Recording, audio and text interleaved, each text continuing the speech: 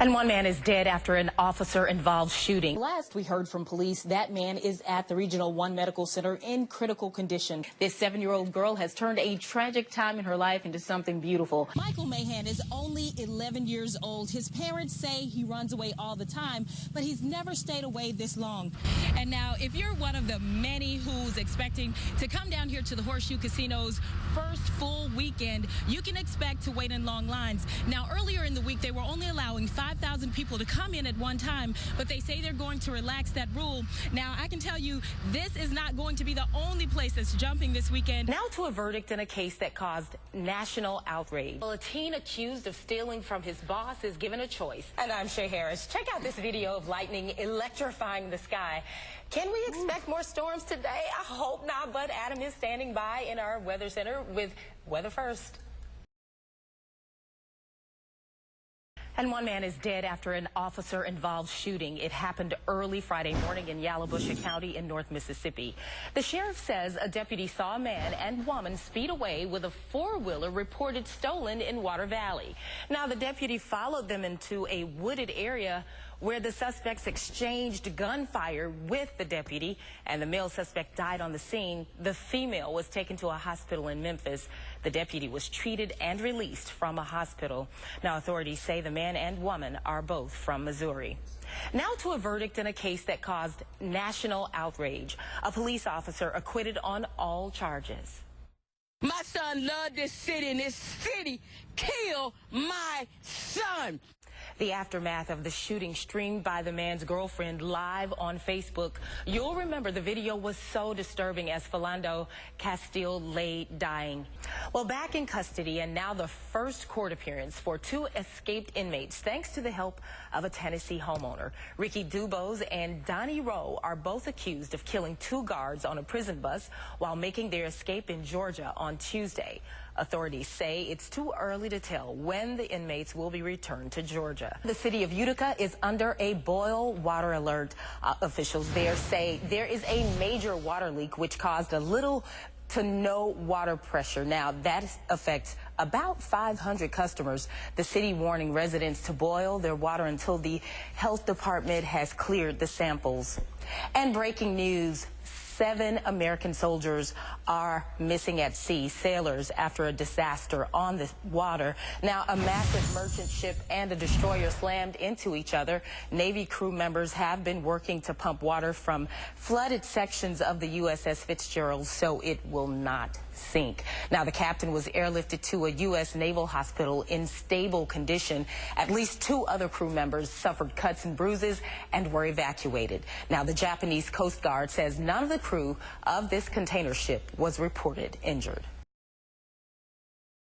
Shay. Well, ladies, the victim's brother says he found out the worst way how his brother was killed. He says he believes the killer or killers were sending a message. Tonight, he wants to send a message of his own.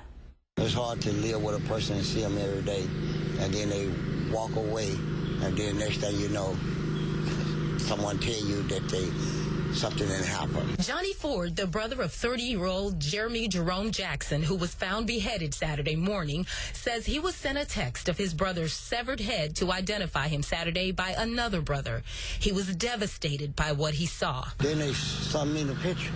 When they sent me the picture, I recognized right there it was him. Ford says his brother had a job interview Friday. He was looking forward to a good future with his 3 children. He last saw Jackson when he left home for the last time around 6 that evening. He didn't hear from him again that night. I'm still shocked. I'm still shocked. That was my brother. And he didn't deserve that. Ford says his brother was a dedicated father. If he wasn't working part-time, he was at home keeping his 3 kids at my house during the week and the weekend. To Ford, his brother's murder sends a strong message. He questions what that message could have been for the killer to decapitate his brother. To me, they made an example out of him. They found his body over in the, and then you count the blocks and found the head on the steps right there. You just walk by.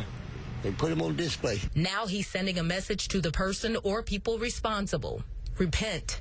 Ask God for forgiveness. Well, according to the law, I want whatever the law says that supposed to be done according to their crime. If it say the death penalty, so be it. But I don't have animosity. Now, authorities are offering a $20,000 reward in this case. This evening, police released Jackson's cause of death as decapitation. Well, guys, right now it's quiet here in Lincoln County, but just a few hours ago, the county was mourning one of its brothers, one who they say will always be remembered for his hard work, dedication, and service. As 36-year-old slain Lincoln County Deputy William Durr's body is escorted out of East Haven Baptist Church for his final ride, the outpouring of love and support is obvious. Nearly 5,000 officers from more than 600 law enforcement agencies showed up to remember their fallen brother. As a law enforcement family, we all feel the loss when one of our own falls in the line of duty. Inside the service, family and friends remember Deputy Durr for his ability to encourage others and for his love for the youth of Lincoln County. All I can say was he's a great guy. I mean, he loved his job, he loved people, he loved kids. He was always upbeat. If we were on something that brought us down, he was there to bring us up. And that's why we're here today, to try to bring him up. Lincoln County Emergency Management Director Clifford Gailey opted to manage parking details outside, foregoing the funeral service, but he says he knew Durr as his brother. And it's no different than losing a family member, I assure you, because we're all family, and it's really hit home. We're all trying to deal with it. We're getting together with each other and doing what we have to do to make this great for his family and him, and that's our goal today. The streets outside the church were filled with friends who knew Deputy Durr but didn't attend the service, and even strangers who just wanted to show their final respect. The place to be today, and I just feel obligated to do that. Indicative of Deputy Durr's life are the words of this poem used by Reverend Leon Dunn to bring hope and comfort in the midst of a dark day for many. He says Durr didn't quit. Plow on and on. When times get tough, plow on. There's a third verse and a fourth verse, but I think you get the picture. William was all about plowing on. Tracy, plow on, darling. Son, plow on.